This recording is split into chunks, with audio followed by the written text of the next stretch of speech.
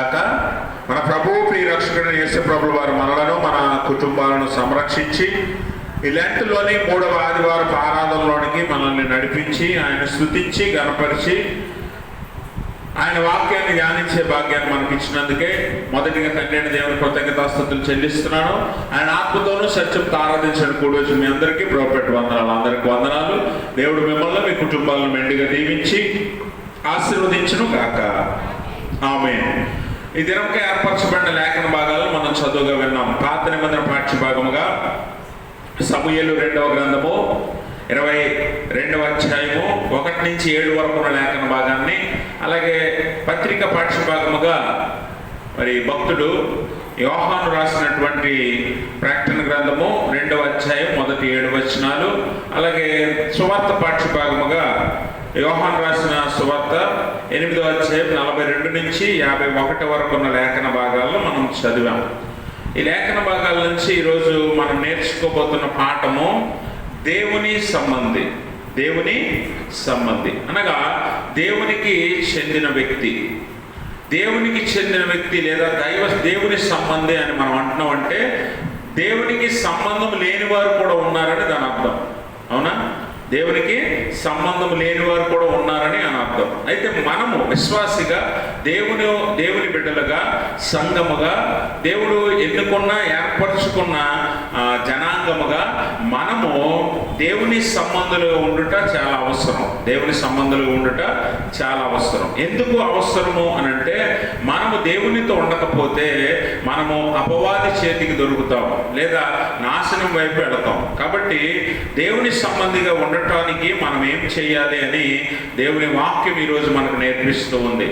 మొట్టమొదటిగా ఒక విశ్వాసిగా మనం నేర్చుకోవాల్సిన పాఠం ఏంటి అని అంటే పాత నిబంధన పాఠ్యభాగం చదువుకున్నాం. 2వ సమూయేలు గ్రంథము 22వ అధ్యాయము 1 నుంచి 7 వరకున్న లేఖన భాగంలో మనం గమనించినట్లయితే ఇక్కడ ఇది భక్తుడైన దావీదు యొక్క స్తుతి గీతం.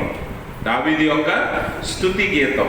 ఈ స్తుతి గీతం ఎందుకు దావీదు పాడుతున్నాడంటే దేవుడు మరి ఆ దావీదు పట్ల చూపిన కృప, దావీదుని సంరక్షించిన విధానం, దావీదు చుట్టూ దేవుడు వేసిన కంచెను బట్టి మరి దావీదుని ఎవరు కూడా ఏమీ చేయలేనటువంటి పరిస్థితిలో మరి దావీదు శ్రమలలో, కష్టాలలో, ప్రాణాపాయంలో ఉన్నప్పుడు దేవుడు దావీదుకు కాపుదల ఇచ్చాడు.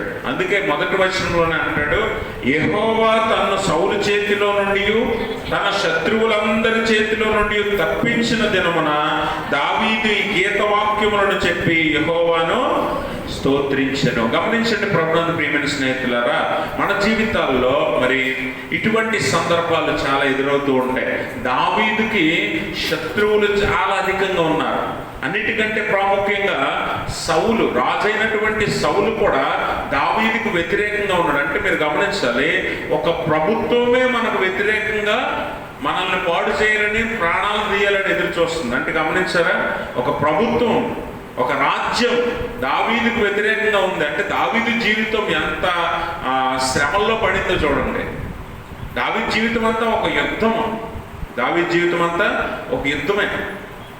ఒక ప్రభుత్వం, ఒక రాజు, సైన్యము, ఒక రాజ్యం అంతా కూడా దావీదుని చంపాలని చూస్తున్నాయి.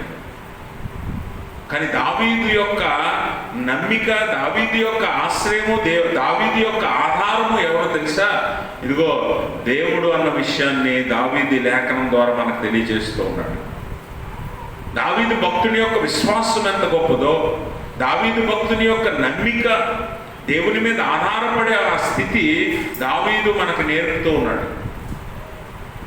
కాబట్టి గమనించండి, మన జీవితాల్లో దావీదుకి ఎదురైనట్లుగా చాలామంది శత్రువులు, లేకపోతే చాలా రకాలైన శత్రువులు. శత్రువు అనగా మనిషి రూపంలోనే ఉండడు కదా, రోగం రూపంలోనో, ఆర్థిక ఇబ్బందుల రూపంలోనో, కుటుంబంలో సమస్యల రూపంలోనో, ఇంకో రకంగానో మన మీద దాడి చేస్తూ ఉంటాడు. శత్రువుకి ఏం కావాలి? మనల్ని పడగొట్టడం కావాలి, మనల్ని పాడు చేయడం కావాలి, మనల్ని నాశనం చేయడం కావాలి. ఇప్పుడు సౌలు రాజ్యం, సౌలు సైనికులు, శత్రువులు అందరూ కూడా దావీదును చుట్టుముట్టారు. దావీదు దొరికితే అతన్ని నాశనం చేయాలని చూస్తూ ఉన్నారు. అలాంటి సందర్భంలో కూడా దావీదు ఎవరిని ఆశ్రయించాడు తెలుసా? సర్వశక్తిమంతుడైన దేవుణ్ణి ఆశ్రయించడం మనకి ఇక్కడ చూపిస్తూ ఉన్నాడు. అందుకనే ఒక విశ్వాసిగా నీ జీవితంలో ఎదురయ్యే శ్రమలు, లేదా శత్రువులు లాంటి ఇబ్బందులు, శత్రువులు లాంటి కష్టాలు, కొన్నిసార్లు కన్నీరు, దుఃఖము. దావీదైతే ఎలాంటి పరిస్థితిలో పరిగెడుతున్నాడో తెలుసా? దావీదుని దేవుడు ఎన్నుకున్నాడు. ఎవరు? దావీదుని దేవుడు ఎన్నుకున్నాడు. ఎలాగునా ఇశ్రాయేలీయుల మీద రాజుగా ఎన్నుకున్నాడు. ఎన్నుకొని సమూయేలు ప్రవక్తను పిలిపించి దావీదుని అభిషేకించాడు. అంతే, ఇంకా రాజు అవ్వలేదు. దావీదు రాజు అవ్వలే, రాజుని అభిషేకించాడు దేవుడు. అంతే, ఇంకా అంతఃపురానికి వెళ్ళలేదు, రాజవస్త్రాలు ధరించలేదు, రాజభోజనము తినలేదు. కానీ రాజుని ఎప్పుడైతే ప్రకటించబడిందో, దేవుడు అభిషేకించాడో, సౌలుకి, రాజైనటువంటి సౌలుకి కోపం వచ్చింది. నేను రాజుగా ఉంటుండగా దావీదు ఎలా రాజు అవుతాడు? అసలు దావీదే లేకపోతే నేనే కదా రాజు, నా తర్వాత నా కుమారుడు రాజని సౌలులో ఒక దురుద్దేశం కలిగింది. అందునిమిత్తము సౌలు సైనికులకి దావీదు ఒక శత్రువులో కనిపించాడు. దావీదుని ఎలాగైనా చంపేయాలని చెప్పి ఒక గట్టి పట్టు సౌలు పట్టాడు. దావీదు ఇప్పుడు పరిస్థితి ఏంటి? రాజుని ప్రకటించబడ్డాడు, దేవుని చేత అభిషేకించబడ్డాడు. కానీ ఇప్పుడు రాజుకి, సైన్యానికి, రాజ్యానికి వ్యతిరేకంగా తన ప్రాణాలు గుప్పిట్లో పెట్టుకుని పరిగెత్తాల్సి వచ్చింది.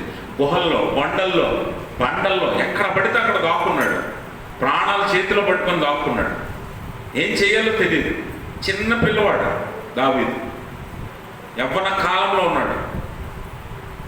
యవ్వన కాలంలో ఉండి దేవుని చేత ఎన్నుకోబడి అభిషేకించబడితే అటువంటి ఆ యవనస్తుడి యొక్క ప్రాణాలు తీయటానికి ఒక రాజ్యమే పరిగెడుతుంది వెనకాతల. ఒకసారి ఆలోచించేయండి, అలాంటి కష్టంలో, శ్రమలో నువ్వు ఉంటే ఏం చేస్తావు? దావీదు ఒక్కడ పరిగెడుతున్నాడు. కానీ గొప్ప విషయం ఏంటో తెలుసా? దావీదు పక్షంగా దేవుడు ఉన్నాడు. దావీదు పక్షంగా దేవుడు ఒక్కడున్నాడు. రోమపత్రిక 8:31 అంటాడు కదా, ఇలాగుండగా ఏమందము, దేవుడు మన పక్షమున ఉండగా మనకు విరోధి ఎవడు?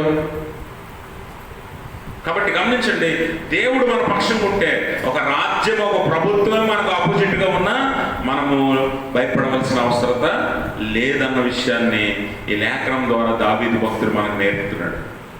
అందుకని దావీదు కిందకి వెళ్తే ఒక చక్కని మాట అంటాడు. చూడండి, 2వ వచనం. యెహోవా నా శైలము, నా కోట, నా రక్షకుడు, నా దుర్గము, నేను ఆయన్ని ఆశ్రయించుదును. గమనించారా? దేవుడు దావీదుకి ఏమై ఉన్నాడో చెప్తున్నాడు. దేవుడు దావీదుకి ఏమై ఉన్నాడో చెప్తున్నాడు. మనం గమనించాలి, చాలాసార్లు ఈయన నాకు బాగా కావాల్సిన వ్యక్తి అండి అని ఎవరినైనా గురించి చెప్తాం మనం. నా ఫ్రెండ్ అండి, మా చుట్టాలండి, మా బంధువులండి, నా అన్నండి, నా తమ్ముడండి అని చెప్తాం కదా.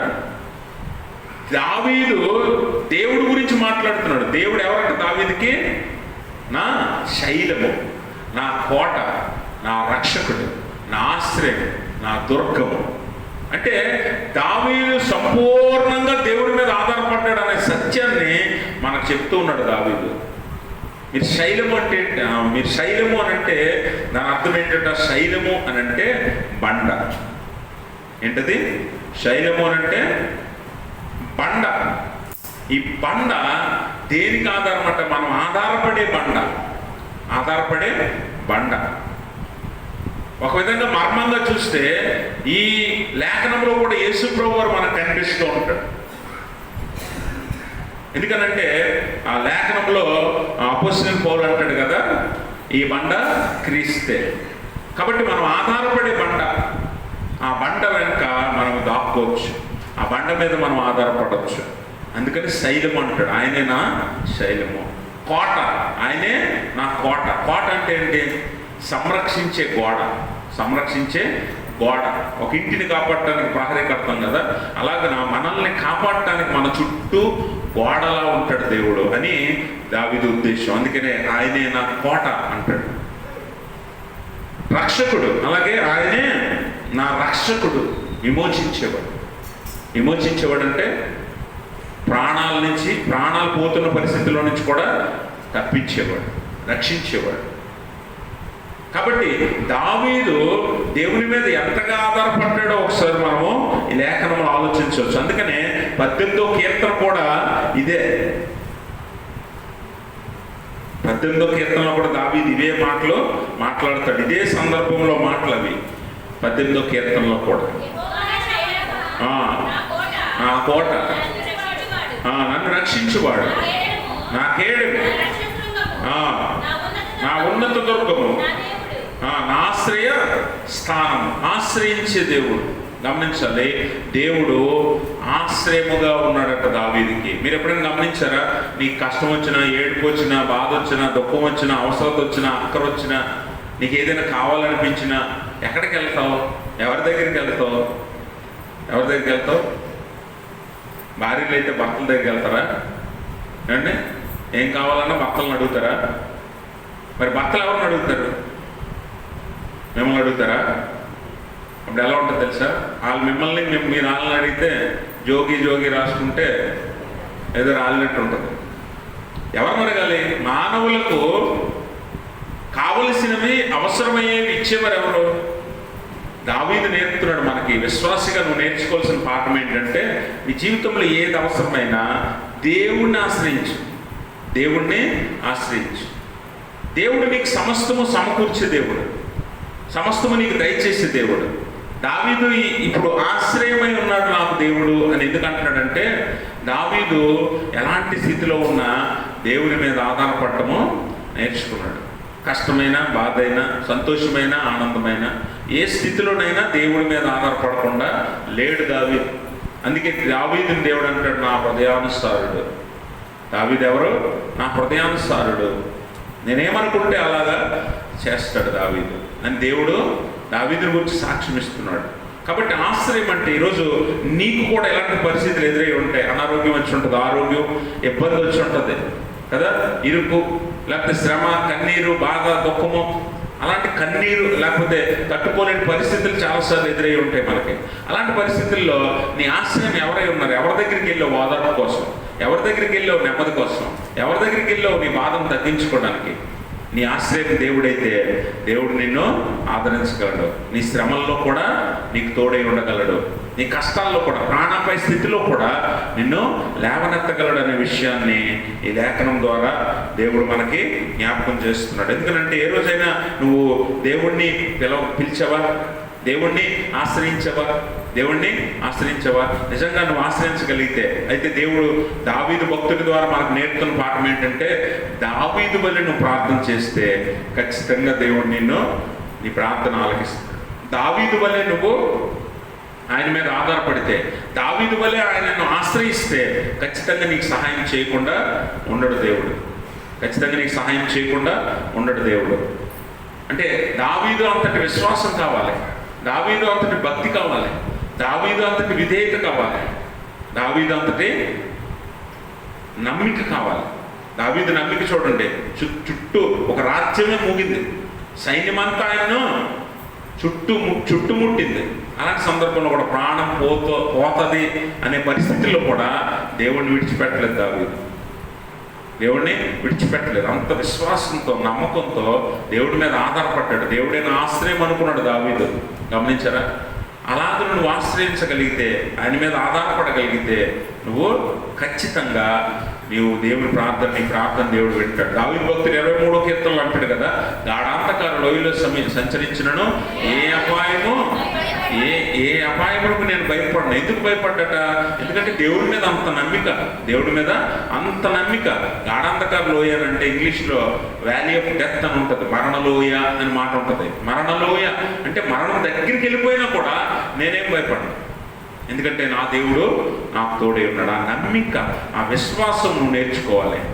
ఆ ప్రార్థన జీవితం నువ్వు నేర్చుకోవాలి. దేవుడు మరి మన ప్రార్థన ఆలకించడానికి సిద్ధంగా ఉన్నాడు. కానీ దావీదు వల్లే ప్రార్థన చేస్తామంటే, దావీదు వల్లే నాట్యం చేస్తాను కానీ ప్రార్థన చేయలేనండి అంటారు చాలామంది కదా.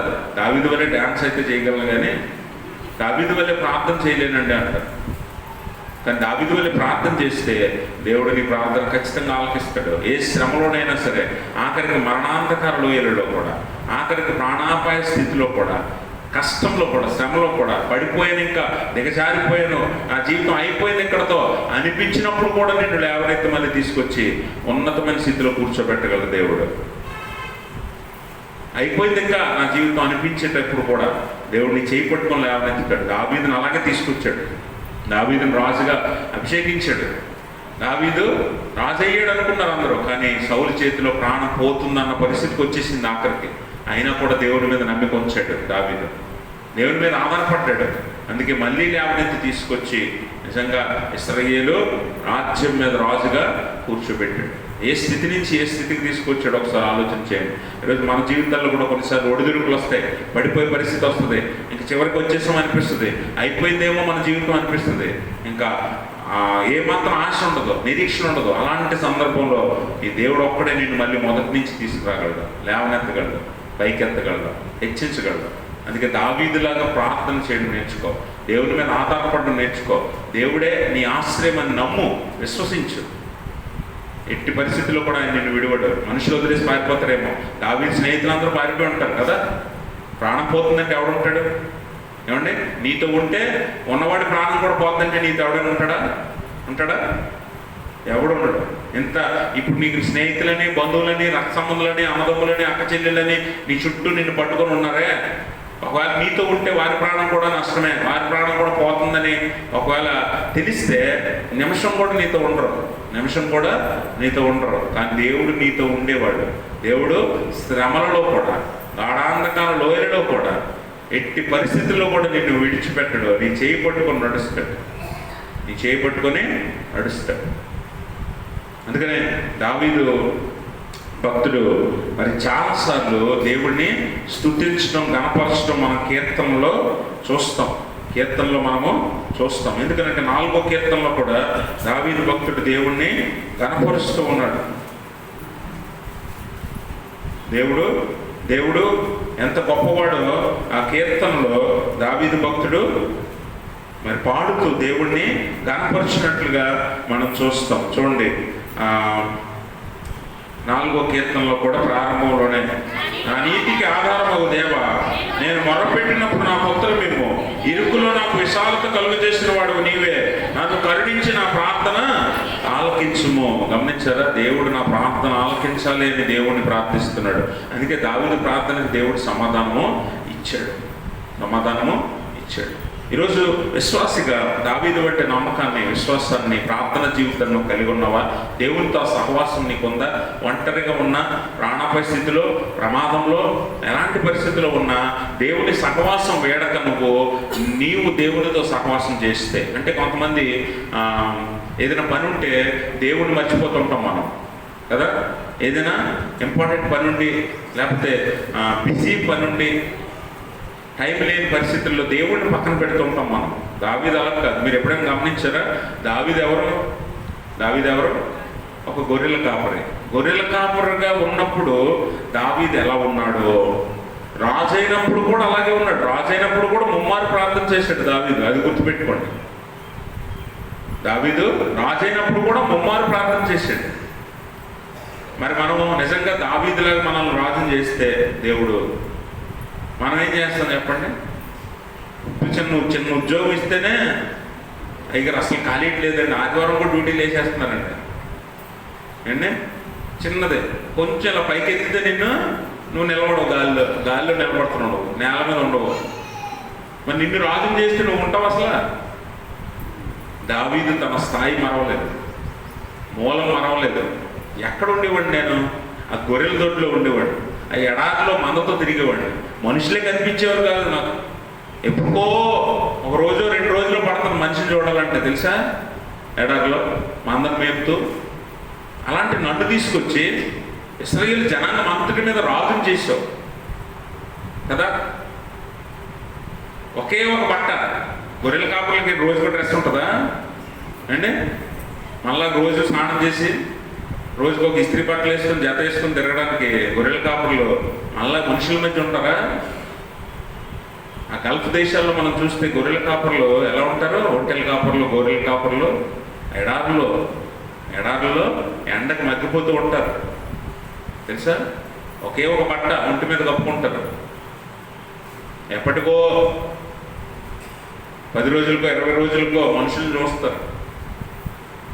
అలాంటి క్లిష్టమైన పరిస్థితిలో అల్పమైన స్థితి నుంచి దావీదుని దేవుడు తీసుకొచ్చాడు, రాజుని చేసి. ఇప్పుడు ఎలా ఉంది?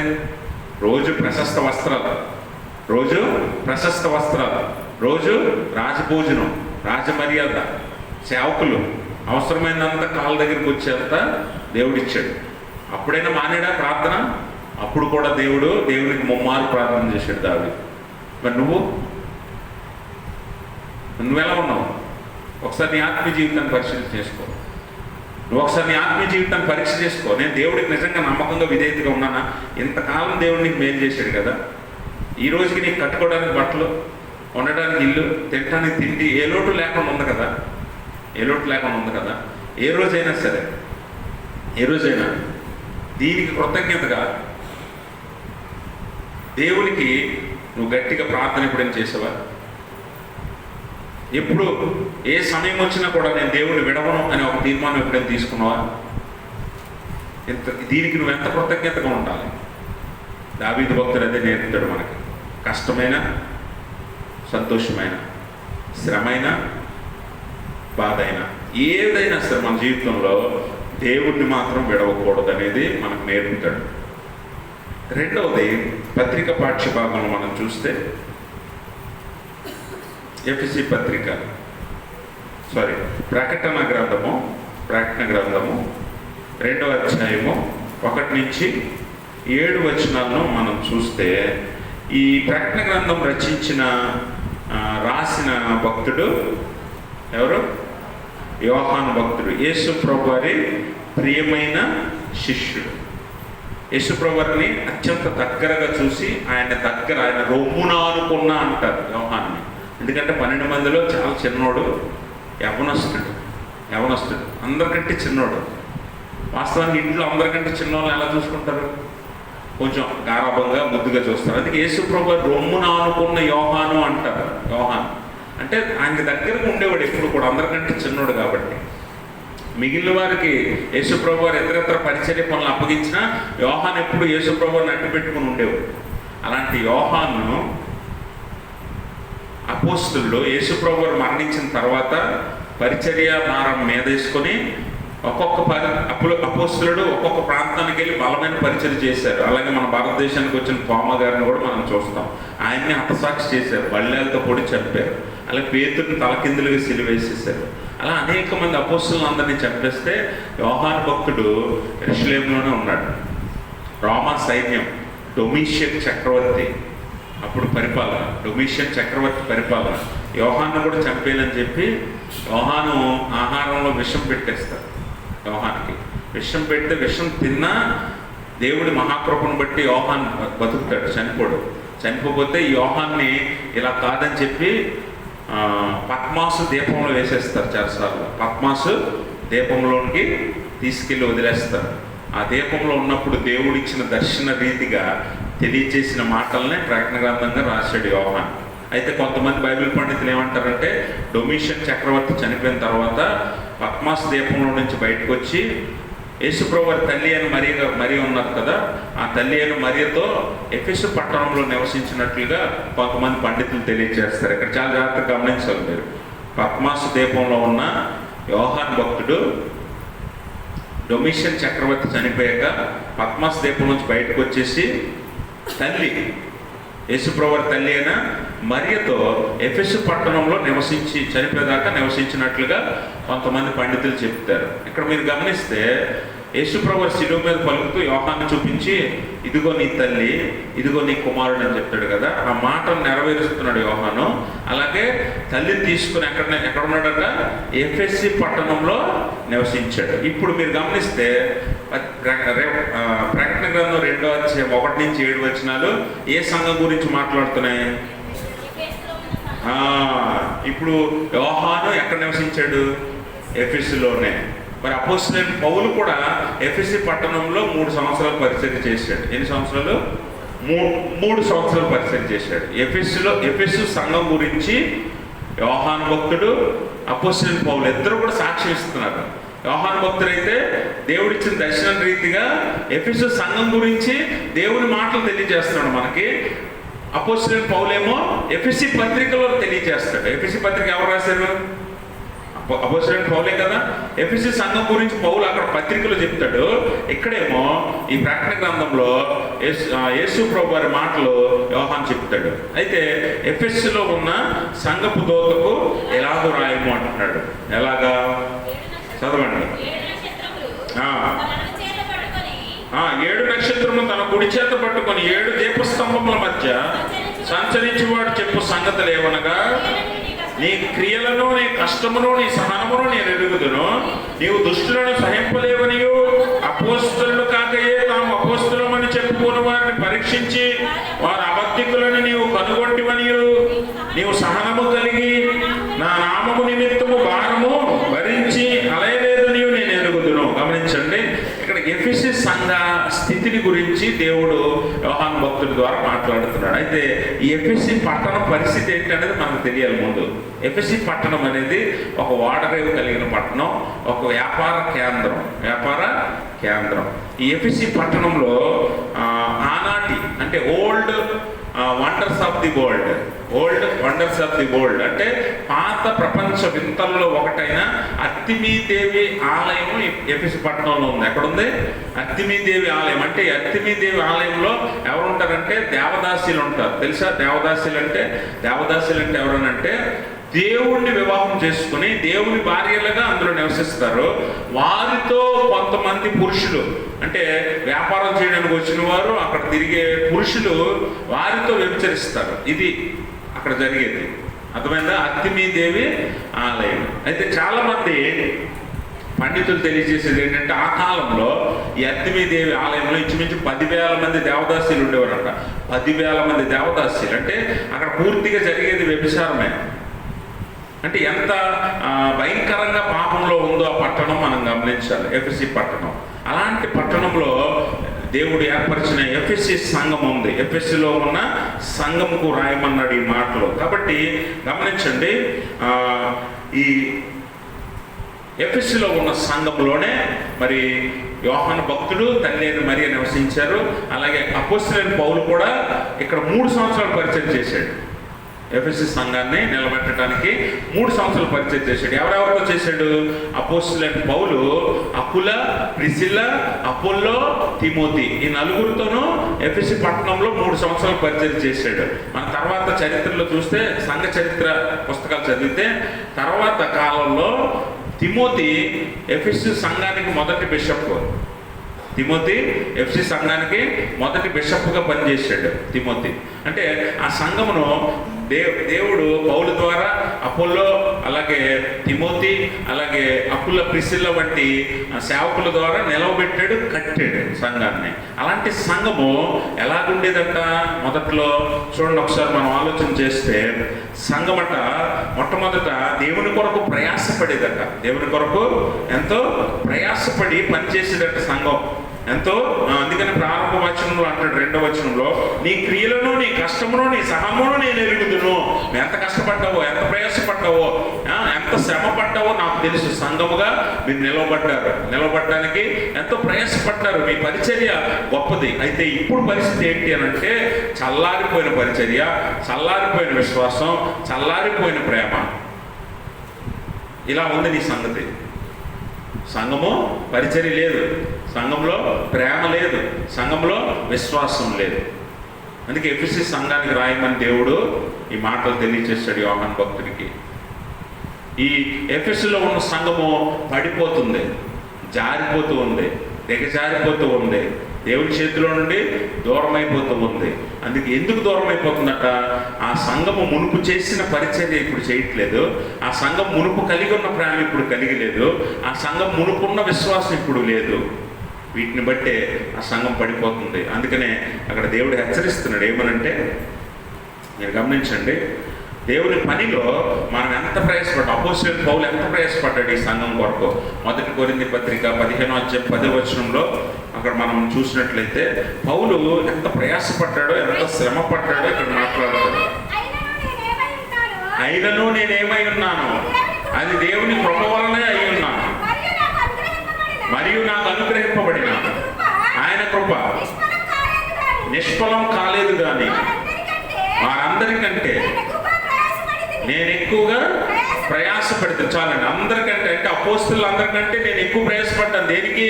ఇదిగో ఈ సంఘాన్ని కట్టడానికి, ఈ సంఘాన్ని నిలవబెట్టడానికి, దేవుని పరిచయం చేయటానికి, దేవుని ప్రకటించడానికి. గమనించండి, దేవుని సంబంధి దేవుని కొరకు శ్రమపడతాడు, దేవుని సంబంధి దేవుని కొరకు ప్రయాసపడతాడు, దేవుని సంబంధి దేవుని పని ఇష్టంతో చేస్తాడు, కష్టమైనా సరే.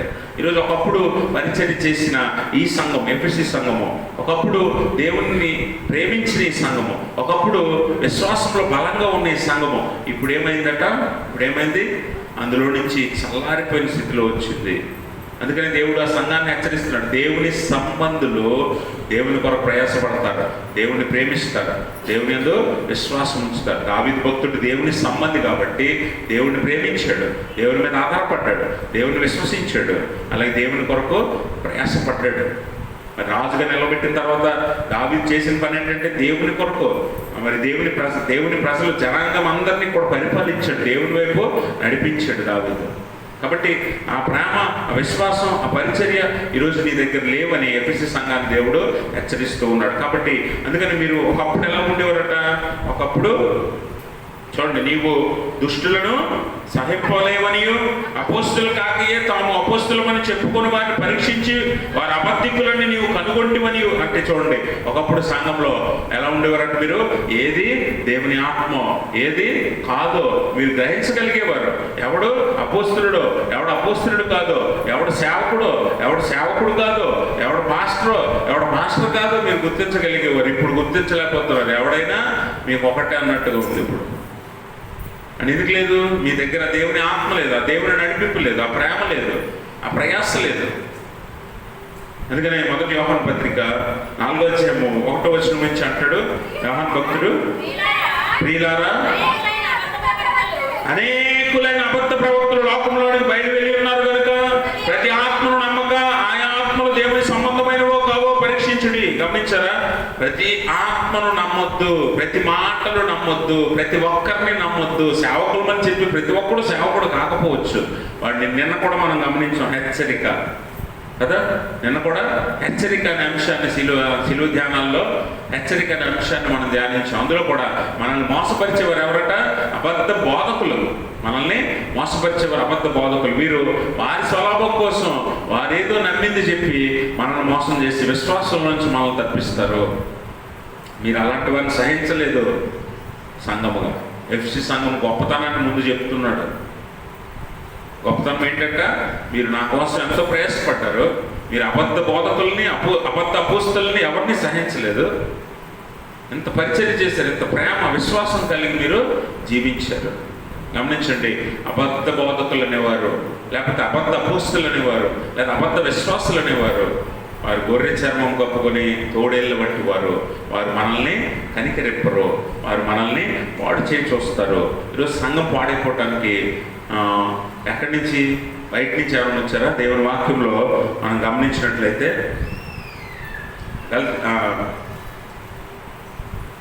మత్తయి సువార్త 7వ అధ్యాయము 15వ వచనం నుంచి చదివితే దేవుడు యేసు ప్రభువు కూడా ఒక చక్కని అబద్ధ బోధకుల గురించి జ్ఞాపకం చేస్తాడు.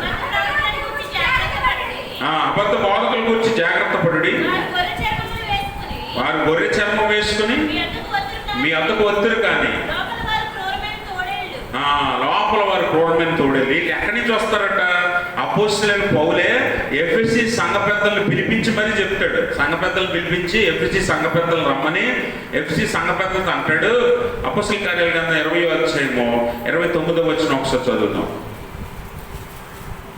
20:29 నేను వెళ్ళిపోయిన తర్వాత క్రూరమైన తోడేళ్ళు మీలో ప్రవేశించును నాకు తెలియను, వారు మందన కనికరింపరు. అమ్మా, మరియు శిష్యులను తమ వెంట ఈడ్చుకొని పోయేదరు వంకరు మాటలు పలుకు మనుషులు. ఇప్పుడు చెప్పండి, ఈ క్రూరమైన తోడేళ్ళు ఎక్కడి నుంచి వస్తాయట? వంకర మాటలు పలుకు మనుషులు మీలో నుండే. సంఘాన్ని పాడు చేసేది ఎప్పుడో బయట నుంచి వచ్చి పాడు చేయడు.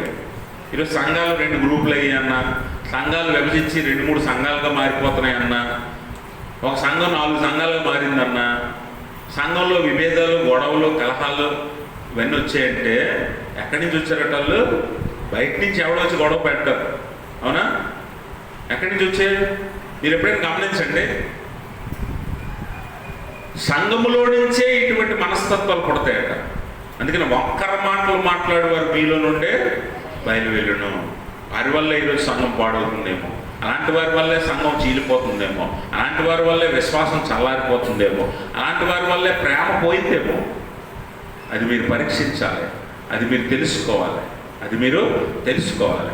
ఎందుకంటే అది అటువంటి వారు సంఘాన్ని పాడు చేస్తారు. ఒకప్పుడు మీరు అటువంటి వారు సహించలేదు, కానీ ఇప్పుడైతే చేర్చుకుంటున్నారు. మీలో ఒకరిగా ఉన్నారు, మీరే అయి ఉన్నారు అని ఇక్కడ ఖచ్చితంగా ఎఫ్ఎస్సి సంఘాన్ని దేవుడు హెచ్చరిస్తూ ఉన్నాడు. కాబట్టి అలాంటి మంచి పనులు చేసిన మీరు ఇప్పుడు ఎలా ఉన్నారట? యోహాను భక్తుడు అంటాడు చూడండి, 4వ వచనం చదవండి. అయినను మొదట నీకుండిన ప్రేమను నీవు వదిలితివని నేను నీ మీద తప్పు ఒకటి మోపవలసి ఉంది. అప్పుడు సంఘం మీద తప్పు మోపుతున్నాడు యోహాను భక్తుడు. సంఘం మీద తప్పు ఏంటట? మొదట నీకుండిన ప్రేమ ఇప్పుడు లేదు. మొదట నీకుండిన ప్రేమ ఎలాంటిదట? మొదట నీకుండిన ప్రేమ ఎలాంటిదంటే, ఒకసారి మనము మొదటి ఎఫ్ఎస్సి పత్రిక 1:15 వచనంలో మనం చదివితే, ఎఫ్ఎస్సి పత్రికలోనే అపోస్తలుడైన పౌలు ఎఫ్ఎస్సి సంఘాన్ని గురించి మాట్లాడుతూ, ఈ హేతువు చేత ప్రభువైన యేసునందలి మీ విశ్వాసమును గూర్చి పరిశుద్ధులందరి ఎడల మీరు చూపుచున్న విశ్వాసమును గూర్చి నేను విన్నప్పటి నుండి మీ విషయమై మానక దేవునికి. చూడండి, ఇక్కడ మీరు అపోస్తలుడైన పౌలు ఎఫ్ఎస్సి సంఘాన్ని పొగుడుతున్నాడు. ఏమనంటే, ఈ హేతువు చేత ప్రభువైన యేసునందలి మీ విశ్వాసమును గూర్చి పరిశుద్ధులందరి ఎడల మీరు చూపుచున్న విశ్వాసమును గూర్చి నేను విన్నప్పుడు మీ నిమిత్తము దేవుని కృతజ్ఞతలు చెల్లిస్తున్నాను. అక్కడ విశ్వాసం అనే దాని మీద నెంబర్ ఉందా? ఉందా? ఉందా లేదమ్మా? ఆ నెంబర్ కింద ఫుట్నోట్లో ఏముంది? ప్రేమ. గమనించారా? మీ మీద మీరు ప్రభువైన యేసునందు చూపుతున్న ప్రేమ, పరిశుద్ధులందరి ఎడల అనగా నీలాంటి సహోదరులందరి ఎడల చూపుతున్న ప్రేమను బట్టి నేను మిమ్మల్ని బట్టి దేవునికి కృతజ్ఞతాస్తుతులు చెల్లిస్తున్నానని పౌలు ఎఫెసీ పత్రిక రాసినప్పుడు సంఘాన్ని చూసి ఆ సంఘం గొప్పతనాన్ని వివరిస్తూ పొగిడాడు. ఎఫెసీ పత్రిక రాసిన 30 సంవత్సరాలకో 25 సంవత్సరాలకో ప్రకటన రాయబడింది. అంటే ఈ 25 సంవత్సరాల్లో వాళ్ళు ఏం పోగొట్టుకున్నారట? అదే యోహాను భక్తుడు అంటాడు. యోహాను భక్తుడు ఏమంటున్నాడు? ఇప్పుడు మీరు మొదట కలిగి ఉన్న ప్రేమను వదిలితిరని నేను మీ మీద తప్పు ఒకటి మోపవలసి ఉన్నది. అంటే ముందు ఎఫెసీ పత్రిక రాసే టైంకి పౌలు చూసిన ప్రేమ ఇప్పుడు లేదు, ఇప్పుడు ఈ సంఘానికి లేదు. అందుకని యోహాను భక్తుడు ఇప్పుడు దేవుని ప్రేరేపణ చేత దర్శనం ద్వారా చూసిన మాటలు రాస్తున్నాడు. ఏమనంటే, నువ్వు మొదట ఉన్న ప్రేమను వదిలేస్తావు, నువ్వు మొదట ఉన్న ప్రేమను వదిలేస్తావు. ప్రేమ. దేవుని సంఘం అంటే ఏంటంటే, దేవుని సంఘం అంటే దేవుని శరీరం, దేవుని శరీరం, దేవుని యొక్క అవయవాలు మనం, దేవుని శరీరం. మరి దేవుని శరీరం కనుక దేవుడే ప్రేమ అయి ఉన్నాడు కదా.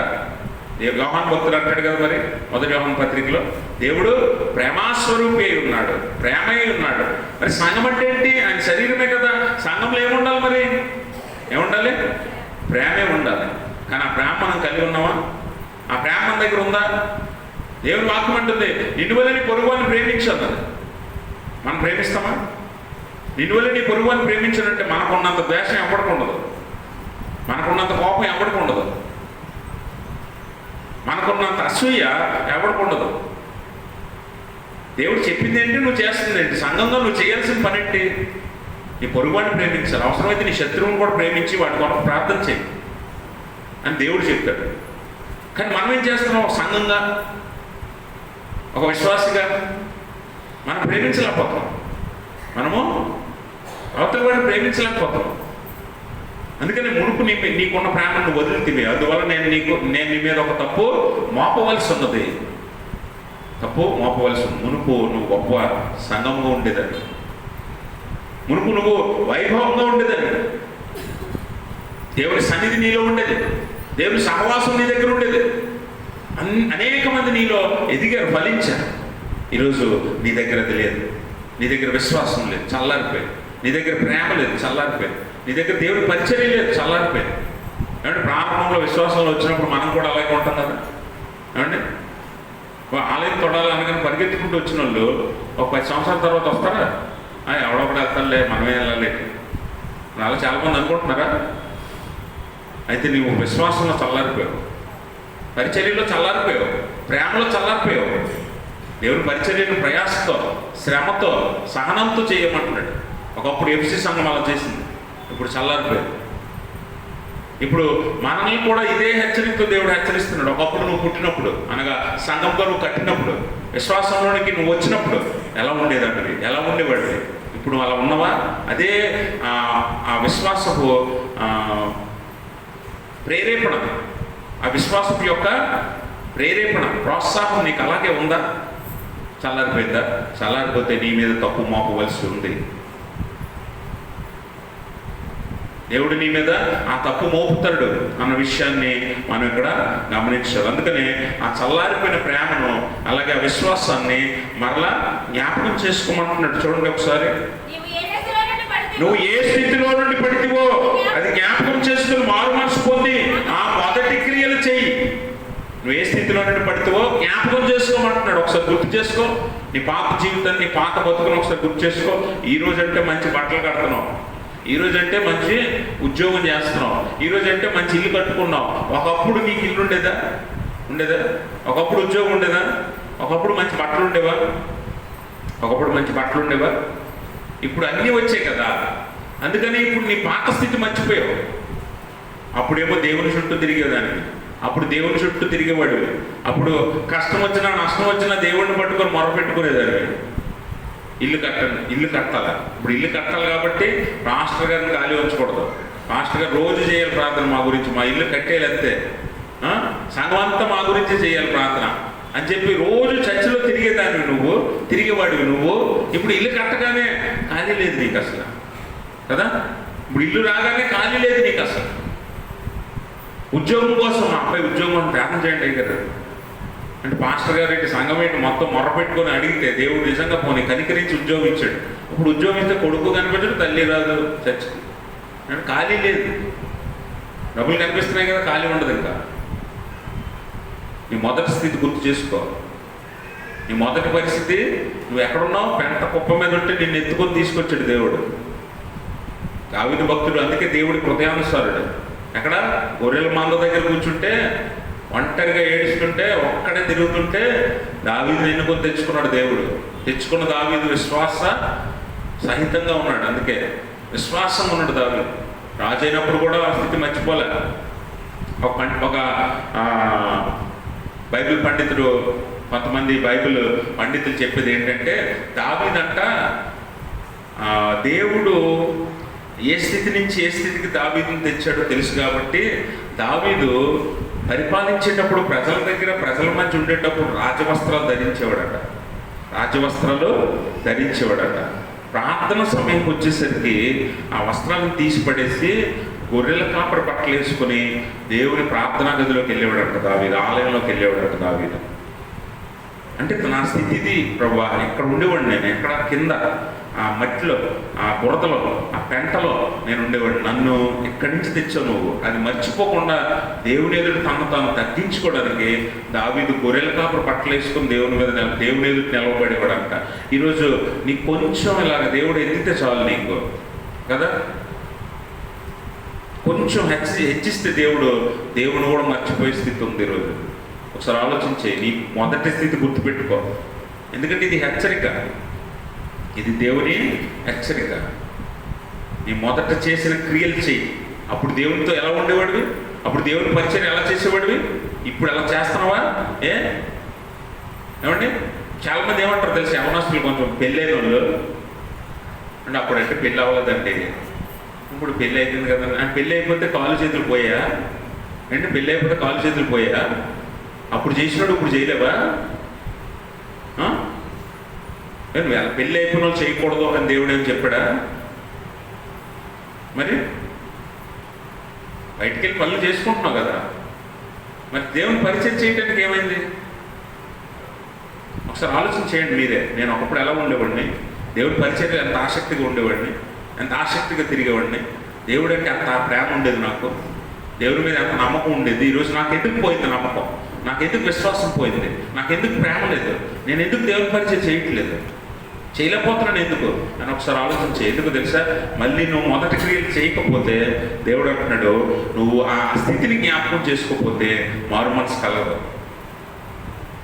తప్పిపోయిన కుమారుడు ఉన్నాడా?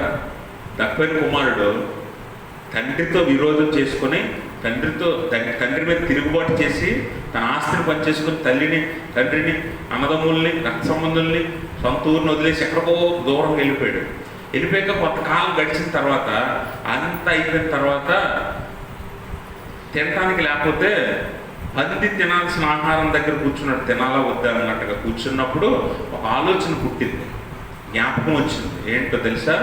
నా తండ్రి అంత పనివారు తినే భోజనం ఎంత గొప్పది, నేనేమో ఇక్కడ తిండి లేక పంది తినే తిండి ఎవడని తింటాడా?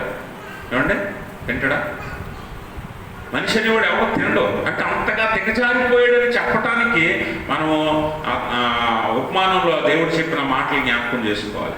అంతగా దిగజారిపోయాడు అనమాట. అట్లీస్ట్ ఏమీ లేదు, పంది తినేది తింటున్నాడంటే వాడు అంతకంటే దరిద్రుడు ఎవరు ఉన్నాడు అనమాట. అర్థమైంది నీకు? అలాంటి స్థితికి వెళ్ళినప్పుడు కూర్చొని ఆలోచించాడు, నా తండ్రి అంటే పనివారే విలువైన భోజనం తింటారు కదా, నాకు అక్కడ తినటానికి కూడా లేదే అని ఆలోచించుకున్నాడు. మునుపు స్థితి, పాత స్థితి జ్ఞాపకం చేసుకున్నాడు. నా పాత స్థితి ఏంటి? ప్రశస్త వస్త్రాలు, చేతికి బంగారం, కాళ్ళకు పాదరక్షలు, నా కింద పనివారు, నాకు కావాల్సిన నా దగ్గరికి తెచ్చేవారు. ఇలాంటి స్థితి నా మునుపు స్థితి. ఇప్పుడు నేను ఎక్కడి నుంచి పడిపోయాను? ఆ ఉన్నతమైన స్థితి నుంచి కింద పడిపోయాను. తినటానికి లేదు, ఒంటి మీద బట్టలు లేవు, ఆదరించేవాడు చేర్చుకునేవాడు ఎవడూ లేడు. ఇలాంటి పరిస్థితిలో నేను ఉన్నానా అని ఆలోచించుకున్నాడు, జ్ఞాపకం తెచ్చుకున్నాడు. మొదటి స్థితి ఇక్కడ అంటున్నాడు కదా, నీవు ఏ స్థితిలో నుండి పడితే ఆ స్థితిని జ్ఞాపకం చేసుకుని మారు మనస్సు పొందు. మారు మనస్సు పొందు. ఆ తప్పిపోయిన కుమారుడు మారు మనస్సు పొందాడు. మళ్ళీ ఎవరి వైపు తిరిగాడు? దేవుని తండ్రి వైపు తిరిగాడు. తండ్రి వైపు తిరగాలి, తండ్రి వైపు నీ మనసు మళ్ళాలి. మునుపు నీ స్థితి దేవుని వైపు ఉండేది, ఇప్పుడు లేదు. మరలా నువ్వు మారు మనసు పొందకపోతే, దేవుని వైపు తిరగకపోతే, నువ్వు నీ స్థితిని జ్ఞాపకం చేసుకోకపోతే దేవుడు అంటున్నాడు నీ మీద భయంకరమైన తప్పు మోపుతాడు, నీకు భయంకరమైన శిక్షను దేవుడు సిద్ధపరుస్తాడని దేవుని వాక్యము మనకి ఇక్కడ జ్ఞాపకం చేస్తుంది. అందుకే నాకు ఏందంటాడు, అట్లు చేసి నీవు మారు మనసు పొందితే సరే, లేని ఎడలా నేను నీ వద్దకు వచ్చి నీ దీపస్తంభంలో దాని చోట నుండి తీసివేతును. గమనించారా? అక్కడ నీ దీపస్తంభాన్ని తీసేస్తానని దేవుడు హెచ్చరిస్తున్నాడు. దీపస్తంభానిగా సంఘం. మీరు గమనించండి, తర్వాత ఈ మొదటి శతాబ్దం తర్వాత 2-3 శతాబ్దాల తర్వాత ఎఫ్సి సంఘం పోయింది. ఎఫ్సి సంఘము పూర్తిగా నిర్వీర్యమైపోయింది. అక్కడ సంఘం లేదు, సంఘము లేకుండా పోయింది. ఎందుకు? ఆ సంఘము నిజంగా దేవుని క్రియలను చేయలేకపోయింది. దేవుని క్రియలను చేయలేకపోయింది. మునుపు క్రియలను చేయలేకపోయింది, జ్ఞాపకం చేసుకోలేకపోయింది. ఈరోజు దేవుడు మనల్ని కూడా హెచ్చరిస్తున్నాడు. దేవుని సంఘం అయితే నువ్వు, దేవుని శరీరం అయితే నువ్వు ఏం చేయాలట అండి? పెళ్లి కొడుకు పెళ్లి కూతురు, పెళ్లి కొడుకు పెళ్లి కూతురు ఇద్దరు కూడా ఒకరినొకరు ప్రేమించుకుంటారా? ఎవరికి నచ్చిన వాళ్ళు ప్రేమిస్తారా అండి? ఇప్పుడు పెళ్లి కొడుకు అన్నాడు, నా పెళ్లి కూతురు అంటే చాలా ఇష్టం అంటే అన్నాడు. పెళ్లి కూతురు ఏమన్నది? ఏమనాలి? నాకు పెళ్లి కొడుకు అంటే చాలా ఇష్టం అంటే, నాకు పెళ్లి కొడుకు అంటే కాదంటే పక్కన ఉన్నాడు అంటే ఇష్టం అన్నది అనుకోండి, పెళ్ళి అవుతుందా? అవుతుంది పెళ్ళి. ఇప్పుడు ఎఫెసీ పత్రికలోనే అపోస్తలుడైన పౌలు ఈ మాటలు చెప్తాడు. అందుకే సంఘము క్రీస్తు గురించి మాట్లాడతాడు, భార్య భర్తల గురించి మాట్లాడతాడు. భార్య భర్తను ప్రేమిస్తే భర్త భార్యను ప్రేమించాలి. క్రీస్తు సంఘమును ప్రేమించాడు కాబట్టి సంఘము క్రీస్తుని ప్రేమించాలి. క్రీస్తు సంఘమును ఎలా ప్రేమించాడు? ప్రాణం పెట్టేంతగా ప్రేమించాడు. సంఘము కూడా క్రీస్తుని ఎలా ప్రేమించాలి? దేవుని కొరకు సంపూర్ణంగా సమర్పించుకున్నదై ఎదురు చూడాలి. ఇది దేవుడు కోరుకుంటుంది. అందుకే ఎఫెసీ పత్రికలోనే ఈ భార్యాభర్తల సంబంధం గురించి అపోస్తలుడైన పౌలు మాట్లాడతాడు. 6వ అధ్యాయం 5వ అధ్యాయంలో మనం చూస్తే. కాబట్టి భార్యాభర్తల మధ్య సంబంధం లాగా సంఘము దేవునితో ఉండాలట. మరి ఇప్పుడు నీ దగ్గర ఉన్న ప్రేమ, నీ దగ్గర ఉన్న విశ్వాసం, నీ దగ్గర ఉన్న క్రియలు ఏవి అవి లేకపోతే దేవుడు నిన్ను అంగీకరించాలన్న విషయాన్ని గుర్తుపెట్టుకో. నువ్వు దేవుని సంబంధమేనా? దేవుని సంబంధమేనా? సంబంధమైతే దేవుని కొరకు ప్రయాసపడు, దేవుని మీద విశ్వాసం ఉంచు, దేవుణ్ణి ప్రేమించు, దేవుని మీద ఆధారపడు, దేవుణ్ణి మొరపెట్టు, దేవుణ్ణి ఆరాధించు, దేవునికి దగ్గరగా నివసించు. దేవుని సంబంధం అయితే ఒకవేళ నువ్వు కాదనుకో, నువ్వేం చేస్తావట? సువార్త పాఠ్యభాగంలో యేసుప్రభువు వారు యూదులతో మాట్లాడుతూ అంటాడు, మీరు 8వ అధ్యాయం 44వ వచనం యోహాను సువార్త, మీరు మీ తండ్రి అయిన అపవాది సంబంధులు, మీ తండ్రి దురాశలు నెరవేరగోరుచున్నారు.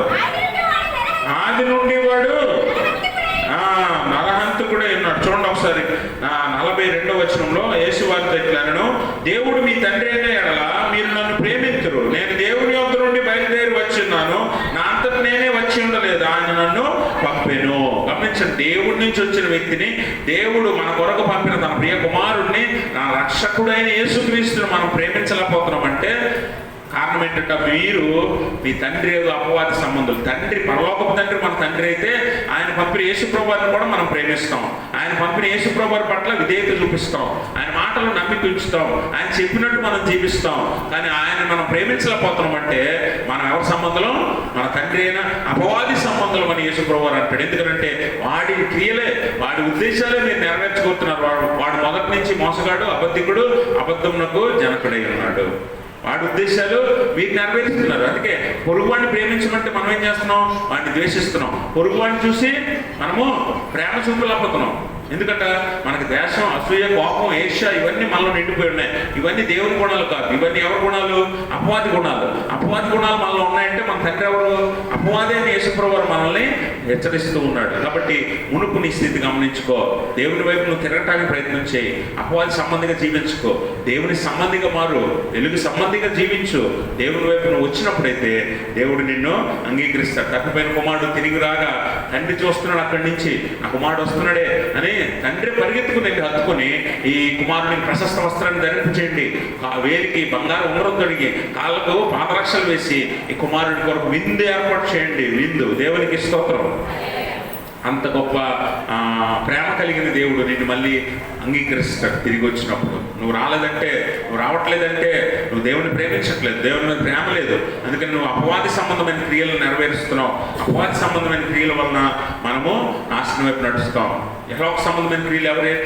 ఆ గలతీ పత్రిక 5వ అధ్యాయం 19వ వచనంలో మనం చూస్తే అక్కడ శరీర కార్యాలు ఏమనగా అని చెప్పి అనేక రకాల కార్యాలు చెప్తాడు. మత్తతులు, అలాగే అల్లరితో పాటు ఆడపాటలు, అలాగనే కాముకత్వము, జారత్వము, అలాగే లోభత్వము, ఇంకా అనేక రకాల క్రియలు ఉంటాయి. అవన్నీ మనలో ఉన్నాయంటే మనము అపవాది సంబంధులమై ఉన్నామని దేవుడు చాలా స్పష్టంగా మాట్లాడుతూ ఉన్నాడు. కాబట్టి మనం అన్నిటికంటే ప్రాముఖ్యంగా యెహోవా సంబంధమైన 7 పాపాలను మనం విడిచిపెట్టాలి.